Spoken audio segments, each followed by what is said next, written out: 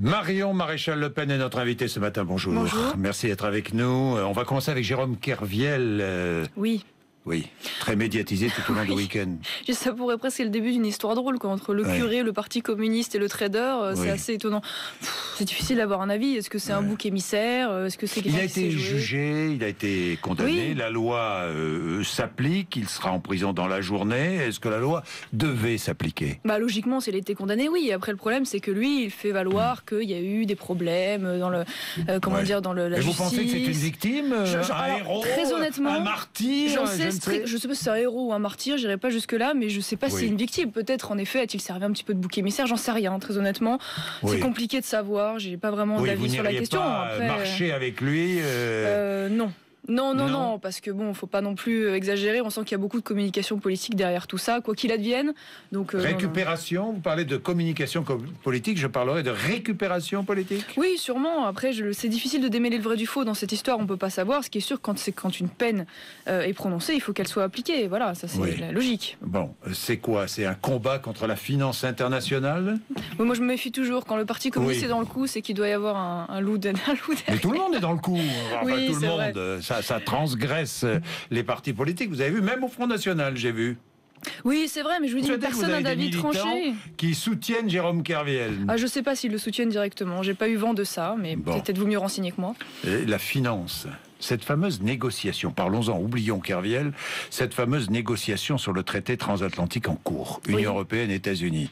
Alors, quelle est la position du Front National? Parce que je n'ai pas encore très bien compris. Vous demandez quoi? C'est très clair, on a une hostilité manifeste envers ce traité, puisque c'est un traité de marché commun euro-américain, qui est négocié d'ailleurs à l'insu des peuples européens. C'est extrêmement compliqué de savoir où en sont les négociations.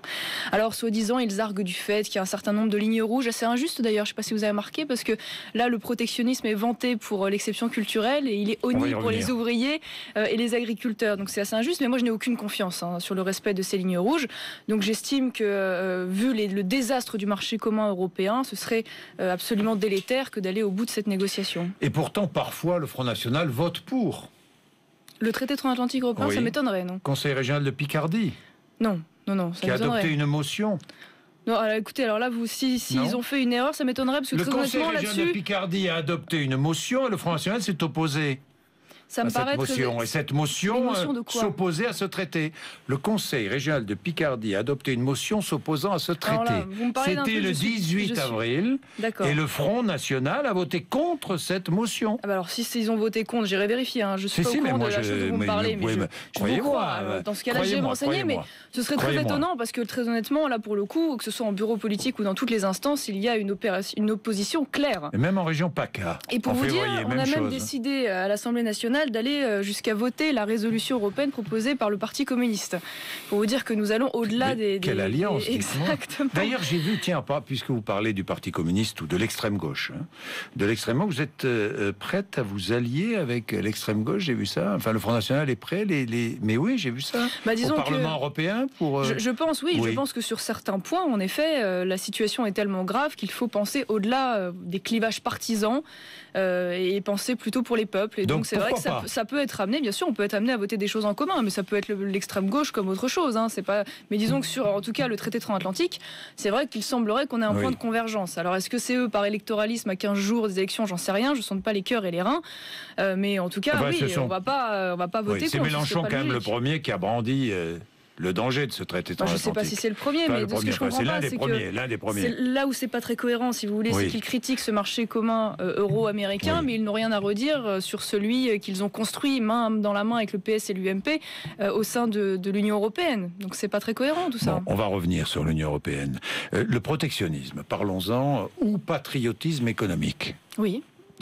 Protectionnisme ou patriotisme économique? Ce sont deux choses différentes en fait. Le décret de Manuel Valls et Arnaud Montebourg permettant à l'État d'intervenir lorsque des entreprises françaises sont en danger et convoitées. Alors décret Alstom, déjà il porte assez mal son nom parce que pour Alstom ça semble un petit peu plié. Ce sera l'avenir allemand ou américain dans tous les cas.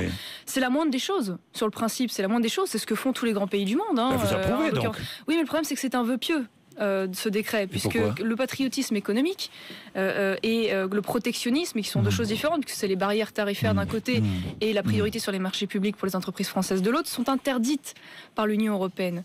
Donc ça veut dire que ce traité, de toute façon, sera inapplicable, et c'est si vrai d'ailleurs qu'à peine a-t-il été décidé que l'Union européenne a dit qu'elle allait regarder ça de très près et qu'elle prévenait la France qu'elle interdirait toute mesure de protectionnisme. Elle a fait des remarques pour l'instant. Oui, elle a dit qu'elle regardait ça très près et elle affirmait. Elle a fait des remarques. Elle a dit qu'elle ferait attention à ce qu'il n'y ait aucune mesure protectionniste. Voilà. Donc dans tous les cas, ça reste un vœu pieux qui de toute façon n'aura. Mais comment ? C'est un décret qui est pris. C'est pas un vœu.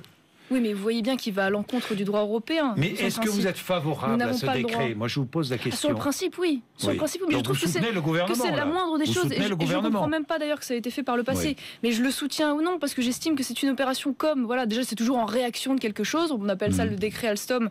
Mais combien, avant cela, d'entreprises stratégiques ont déjà été démantelées et soumises à la concurrence ? Alors, que faut-il faire dans l'affaire Alstom ? Eh bien, il faut renégocier, en l'occurrence, les traités européens. Pour que l'État entre... Non, mais attendez. Mais d'accord, j'oublie l'Europe là.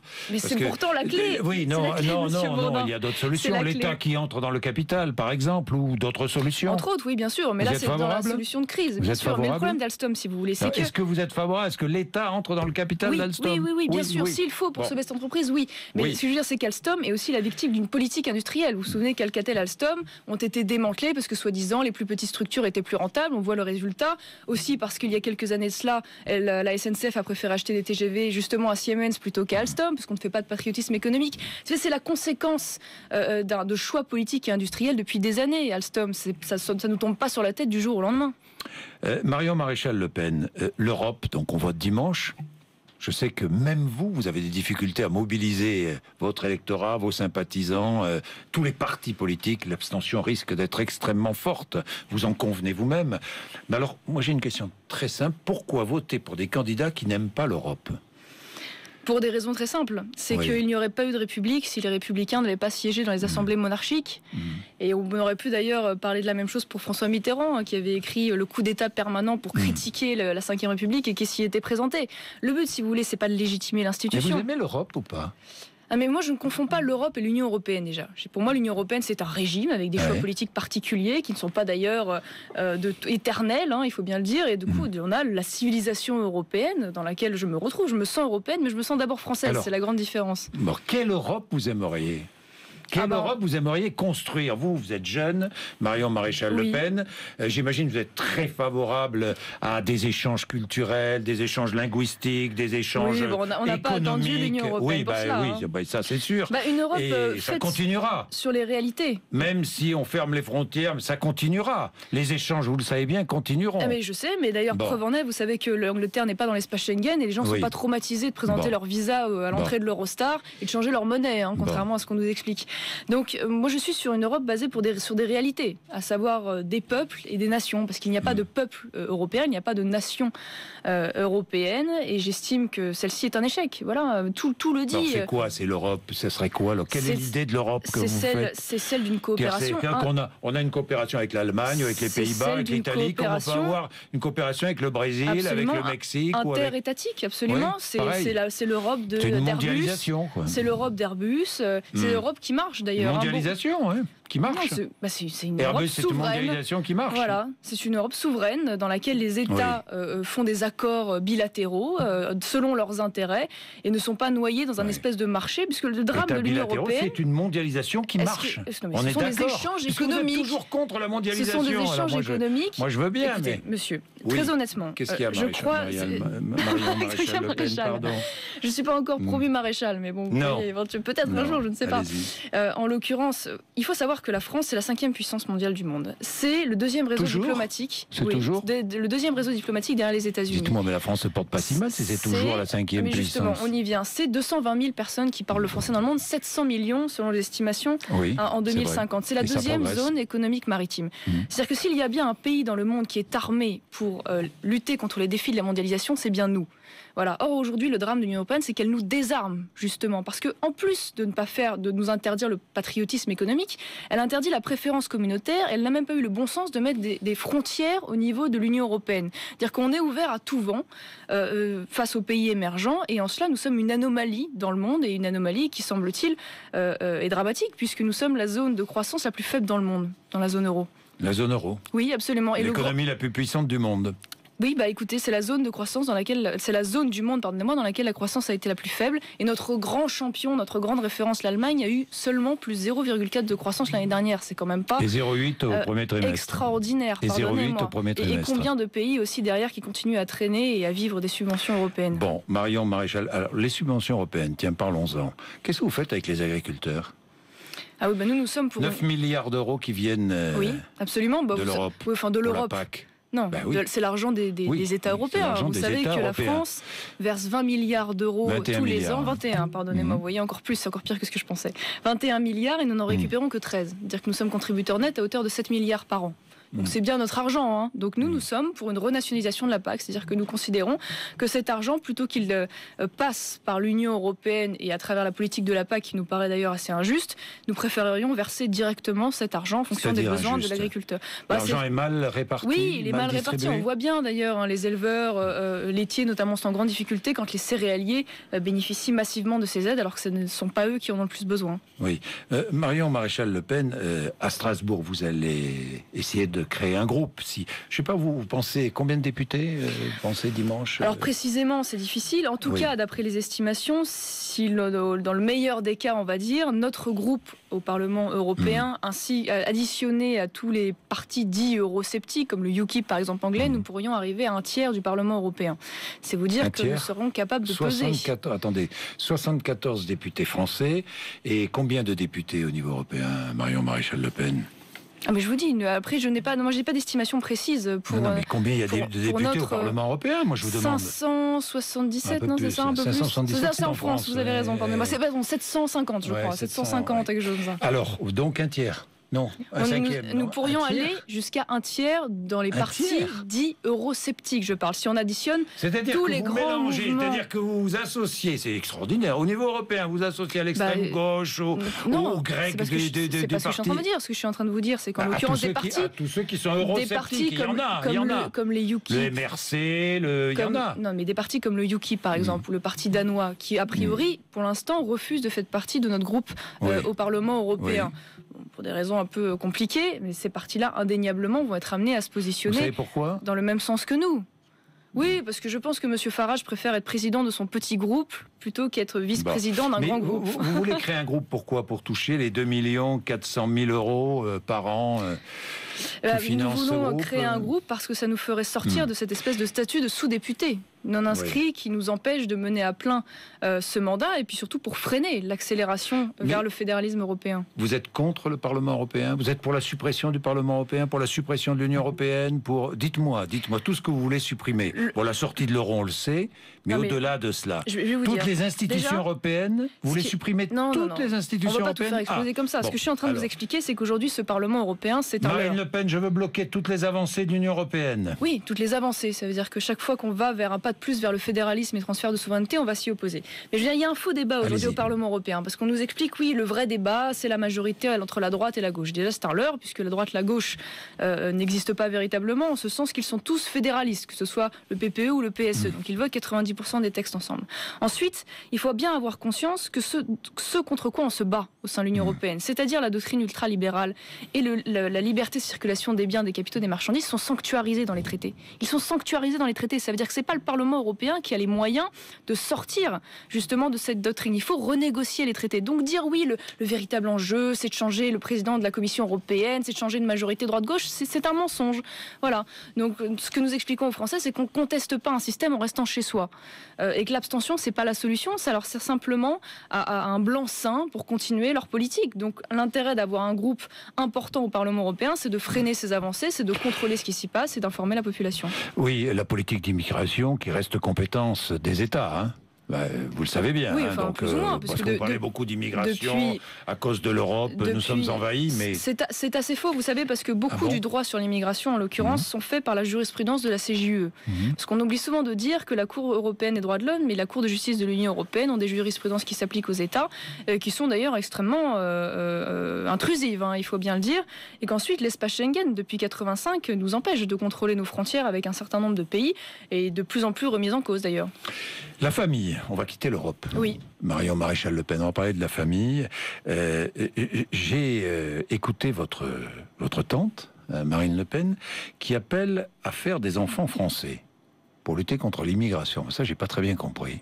J'ai pas vu cette phrase. Vous n'avez pas vu? C'était à Lens, je crois, en meeting. C'était samedi. Oui, je crois très simplement qu'elle a une Ça veut dire mesure quoi, de bon faire sens. des enfants français? C'est-à-dire faire des enfants qui sont élevés dans la culture française, qui aiment cette nation et cette patrie. Des enfants de race blanche, rassurez-nous. Non, absolument pas. Non, absolument pas. C'est simplement, si vous voulez, faire des générations qui sont les récepteurs, les héritiers de cette belle culture qui est la nôtre et qui vont pouvoir à leur tour la transférer pour l'avenir. Les Français ont envie de ça? Je crois malheureusement que de moins en moins de Français. Nous ne faisons plus d'enfants français.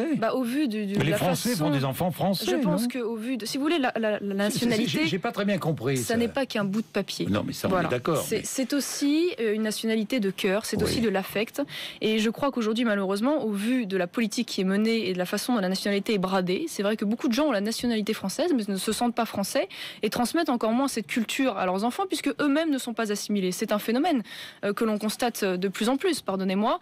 Et je crois qu'elle a voulu, par là, expliquer qu'il était important pour défendre notre culture et notre nation, et de repartir dans ce système d'assimilation et de faire en sorte que nos enfants soient les héritiers de cette culture et de cette civilisation. Bien, Marion Maréchal Le Pen, puisqu'on parle de la famille, cette loi sur la famille, vous êtes députée? Scandaleux. Oui, j'ai déposé d'ailleurs un certain nombre d'amendements de suppression. Qu'est-ce qui est scandaleux? On passe en fait simplement du statut de la famille biologique à la famille sociale.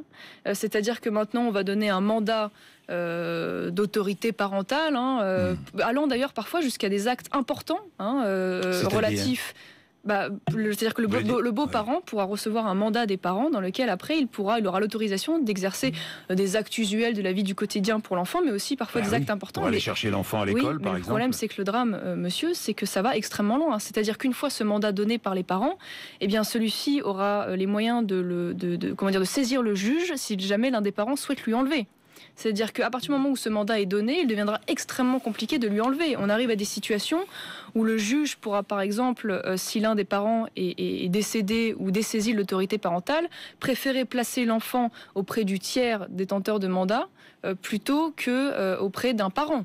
C'est-à-dire qu'en fait, maintenant, on met à égalité le tiers... Si c'est le beau-père ou la belle-mère qui a élevé l'enfant...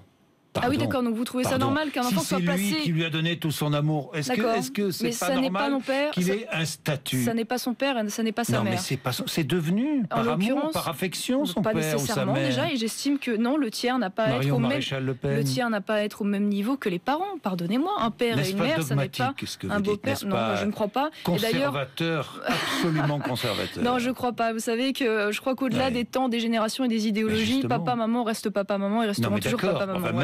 Oui, c'est mais quand papa ou maman ne remplit pas son rôle, mieux vaut que le beau-père ou la belle-mère le remplisse, non? Ça n'est pas la question, ça n'est pas la question, ça n'est même pas ça. Mais si vous voulez, j'en ai discuté avec un certain nombre de praticiens du droit de la famille qui m'ont dit que ça allait être une source de contentieux extraordinaire, parce que vous savez, c'est déjà très compliqué lorsqu'il y a divorce, de gérer, on va dire, justement les enfants entre ces deux parents. Là, je peux vous dire que ça va être très problématique. Et en ce qui concerne, là j'oublie le statut du beau-parent, le déménagement, la visite d'un médecin, le changement d'établissement scolaire, il y a deux parents. Bien sûr, est-ce que il est logique que l'un des deux parents ne puisse décider seul? Non, mais bien sûr, mais il n'y a pas que des mauvaises choses dans ça. C'est pas ce que je suis en train de vous dire. Vous allez voter, vous allez rejeter en bloc ce texte de loi? En revanche, je vais rejeter en bloc parce que j'estime que justement les principales mesures sur ce partage de l'autorité parentale avec le beau-père et tout ce qui en suit sont tellement graves. C'est pas tout à fait un partage, mais bon, ça c'est votre... Ça y ressemble, c'est un mandat, on va dire. C'est un mandat, voilà, mais en tout cas... Vous parlez de partage, ce n'est pas un partage. C'est une forme de partage, en tout cas, qui est après difficilement contestable, en plus. Non, mais je trouve que les dispositions sont tellement graves que oui, bien sûr, je voterai contre. Et la double domiciliation de l'enfant? La double domiciliation. Oui, 2 adresses. Oui, non, je trouve que pour moi, c'est extrêmement compliqué. Je crois que l'enfant a besoin de stabilité. Donc, ça, typiquement, c'est des mesures les familles sont décomposées. Qui me paraissent un petit peu, vous le savez bien. Un petit peu ça arrive dans toutes les familles, Marion Maréchal Le Pen. C'est comme le principe de dire, il faut systématiquement la garde alternée. Je ne le crois pas. Je crois que ce n'est pas contenu mais en l'occurrence, ça a été des pistes qui ont été abordées.